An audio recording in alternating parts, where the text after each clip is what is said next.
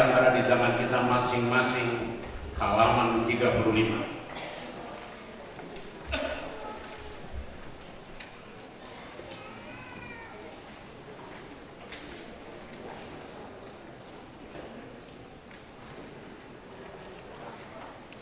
Kita bernyanyi dari Kidung Jemaat nomor 3 ayat 1 dan ayat 2. Di ayat yang kedua nanti kita bangkit berdiri.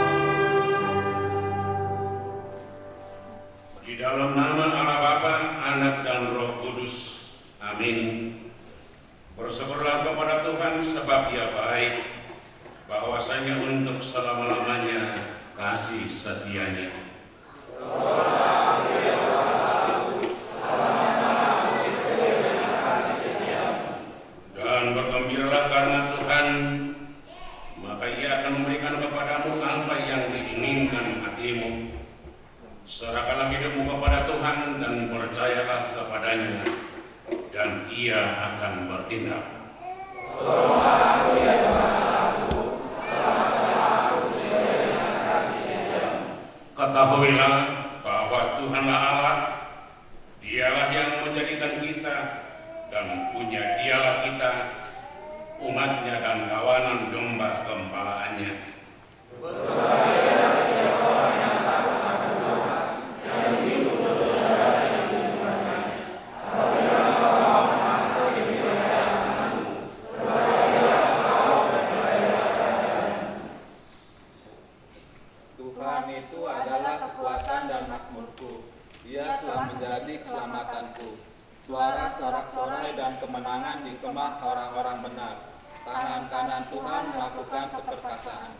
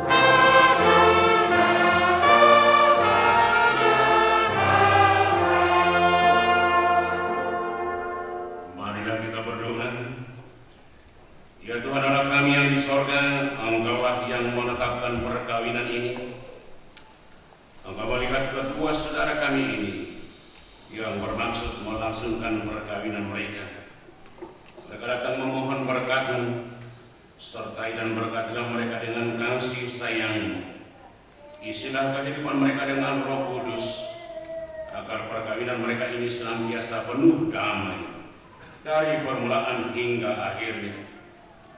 Dengarlah doa dan permohonan kami ini karena kasih sayang-Mu kepada kami. Amin. Jemaat dipersilakan dulu.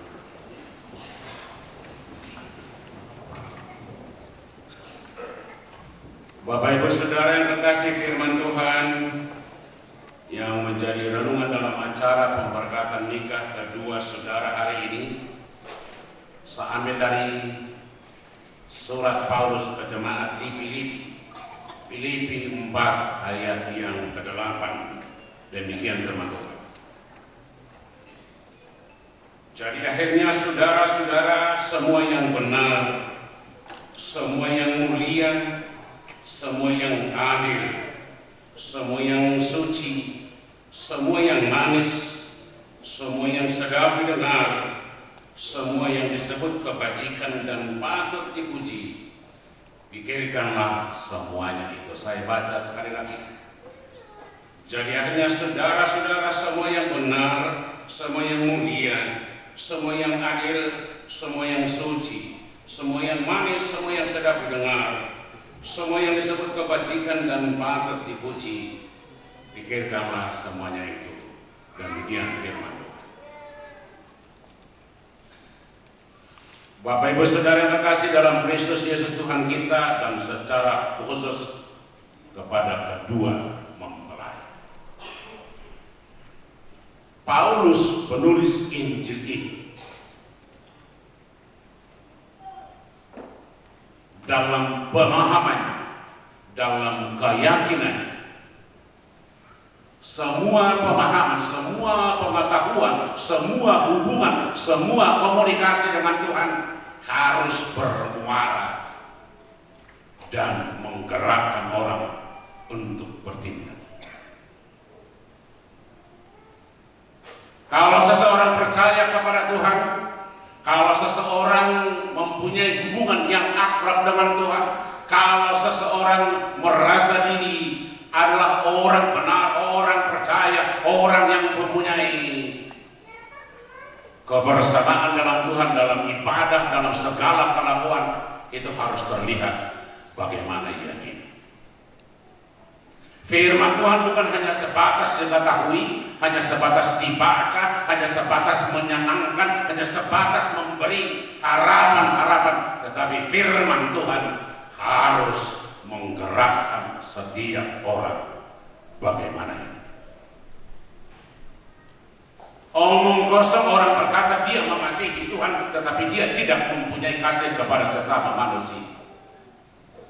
Omong kosong orang berkata kalau dia mempunyai keakraban dengan Tuhan, tetapi dia tidak mempunyai hubungan yang baik dengan sesama manusia. Hubungan yang vertikal kepada Tuhan harus juga mempunyai dampak hubungan yang horizontal kepada sesama manusia. Itulah yang disuarakan oleh Paulus ke jemaat di Filipi. Filipi adalah satu jemaat yang didirikan oleh Paulus, dan dalam kehidupan sehari-hari di jemaat di Filipi, Paulus melihat bagaimana firman Tuhan itu mempunyai dampak yang luar biasa, menggerakkan orang-orang Filipi, mampu memberi sumbangan ke jemaat di Yerusalem, mampu memberi sukacita ke orang-orang di sekitarnya, mampu memberi dukungan yang luar biasa kepada gereja-gereja awal. Itulah sebabnya surat Filipi terkenal dengan surat sukacita. Barangkali ada ibu-ibu, bapak-bapak yang mempunyai ayat-ayat emas Filipi 4 ayat 4. Bersukacitalah senantiasa dalam Tuhan. Sekali lagi kukatakan, bersukacita. Ini merupakan ayat-ayat yang sangat digandrungi, dicintai oleh orang-orang. Tetapi saudara-saudara, kalau Paulus mengatakan itu, apa latar belakang? Paulus melihat jemaat Filipi bukan hanya sebatas jemaat biasa, tetapi jemaat yang sungguh luar biasa karena imannya, karena hubungannya kepada Tuhan mampu berbuat kepada orang lain, mampu mengasihi orang-orang, mampu membantu, menggerakkan, mendorong, memberi semangat. Akibatnya sukacita jemaat di Filipi dirasakan orang-orang di sekitar. Inilah fungsi Kristen. Orang Kristen jangan menjadi pelit. Unang siuri nanging anak Kristen. Adong lasirohana kodan gibana dan mantak korban Ta'ala. Iya si kawanona terus di video dibuat. Marhiti Facebook, marhiti Instagram. Sukacita harus menyebar. Sukacita itu harus bisa dinikmati, harus bisa diperoleh orang-orang lain, supaya kehidupan kita membawa sukacita, jangan menabur duka cita. Kalau nadong nama ke itu terbabul sudi, ini sudi porti biar dohot baruti, aturan las rohani halak dan didohot ayah nama asa. Jangan tabur duka cita, jangan tabur segala macam yang tidak benar. Itulah sebabnya Paulus di sini, kalau kita baca di ayat-ayat sebelum, Paulus berkata bersukacita, bukan hanya bersukacita, tetapi beritahukanlah kebaikanmu kepada semua orang. Di ayat yang kedua,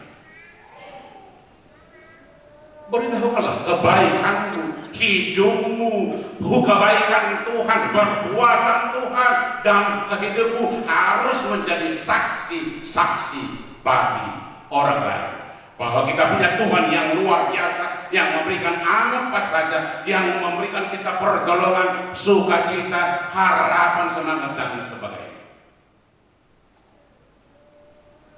Di ayat yang ke-6, apapun yang kamu permasalahkan, sampaikan saja kepada Tuhan dengan rasa terima kasih, ucapan syukur. Itu artinya bukan hanya bersukacita, sukacita itu harus bisa dinikmati orang lain, tetapi ketika duka cita jangan terjebak sendiri, tetapi sampaikan kepada Tuhan, buka kepada Tuhan, jujur kepada Tuhan, dan sampaikan secara ucapan syukur. Dan yang terakhir di ayat yang 8, Paulus berkata, setelah kamu mengetahui kamu bersukacita, kebaikanmu diberikan kepada orang, dan apa pergumulanmu kita sampaikan kepada Tuhan. Lalu Paulus menyimpulkan, akhirnya saudara-saudara, semua yang baik, semua yang benar, semua yang sedap didengar, semua yang patut dipuji, semua yang mendatangkan kebaikan, itulah yang mengisi hati.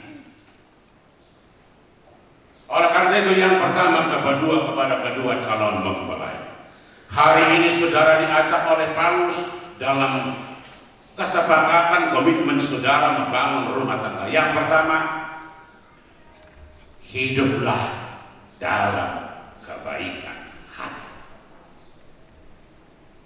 Berkaca kepada cara Yesus melihat segala sesuatu, dia keluar dari hati yang tulus. Ketika dia bertemu dengan orang berdosa, dia tidak pernah memvonis, menghukum itu. Ketika dia bertemu dengan orang-orang yang salah, dirasuk setan, dia selalu ingin berbuat yang terbaik terhadap semua.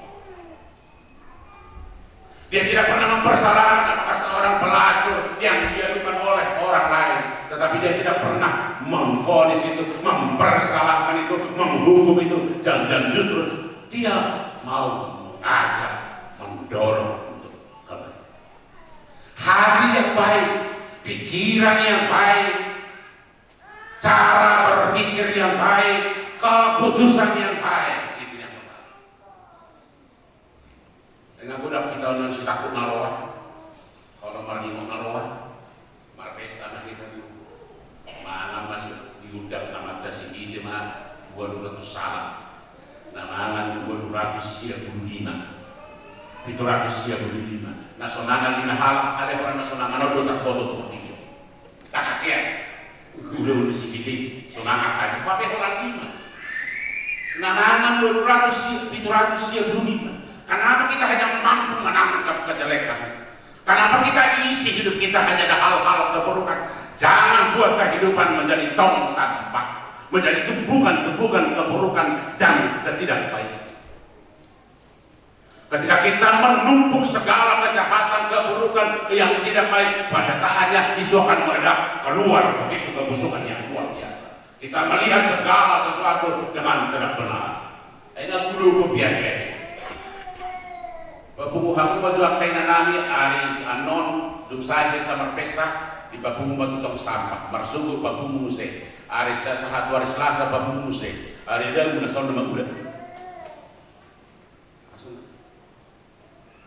Hati-hati besok rohai besok. Hari Senin dan dilihat di nata kopi. Hari Selasa pakai aku dan ibaradi. Hari Rabu semua keras katanya. Hari Kamis bulan ho tak sitombe. Tetapi Yesus melihat segala sesuatu dengan baik.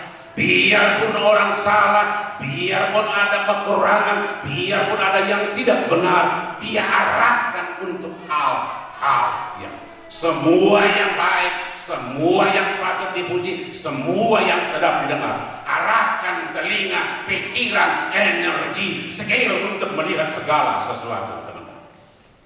Dunia ini kita lihat tergantung dari kacamata apa yang kita pakai. Kita pakai kacamata gelap, las-las nyari di kulumbai.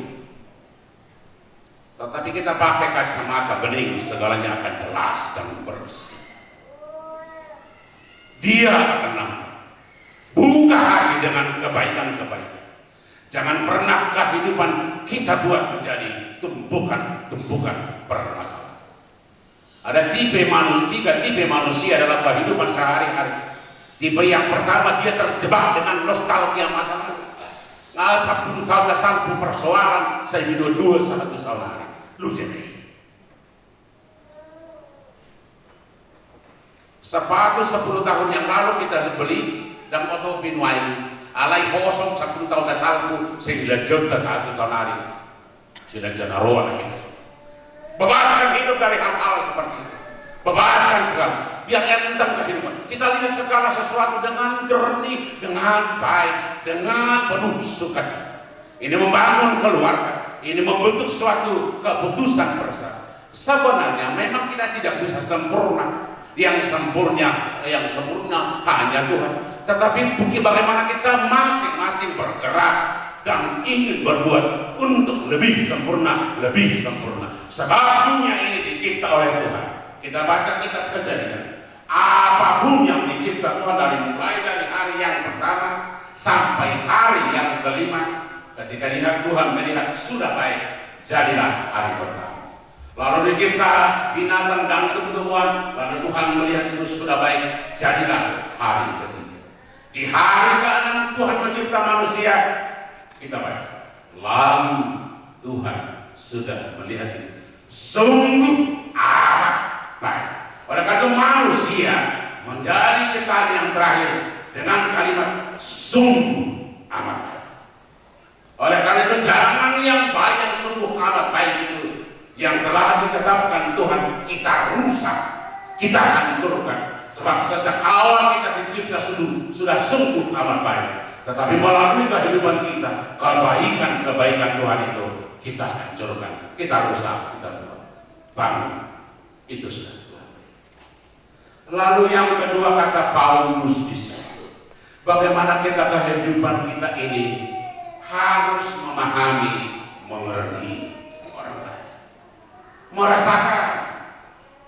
Dan ini yang kurang sekarang. Kita terlalu sering memaksa orang lain mengerti, memaksa orang lain merasakan kita, tetapi kita tidak mau mengerti dan merasakan orang lain. Dan pernikahan ini sering menjadi awal dari kerikil-kerikil yang merusak pernikahan. Suami menuntut untuk dimengerti, untuk dipahami. Istri menuntut untuk juga seperti itu. Akibatnya tuntut menuntut. Ketika tuntutan itu tidak terjadi, lalu ada muncul kekecewaan. Ketika kekecewaan kita bangun, ini akan menjadikan jalan yang luar biasa. Lalu muncul kecurigaan. Mau curiga bahaya namanya. Ketika kecurigaan muncul, segala sesuatu kita lihat tidak akan menjadi baik. Oleh karena itu, bangunlah hidupmu untuk memahami orang lain, mengerti orang lain. Itu yang dikatakan oleh Yesus di Lukas 6 ayat 31. Apa saja yang kamu inginkan diperbuat orang kepadamu, kamu lebih dahulu melakukan. Itu artinya saudara-saudara, setiap orang Kristen sebenarnya harus berbuat lebih dahulu. Jangan bersifat menunggu, tetapi melakukan, mengerti, bukan hanya untuk menerima, tetapi kehidupan orang Kristen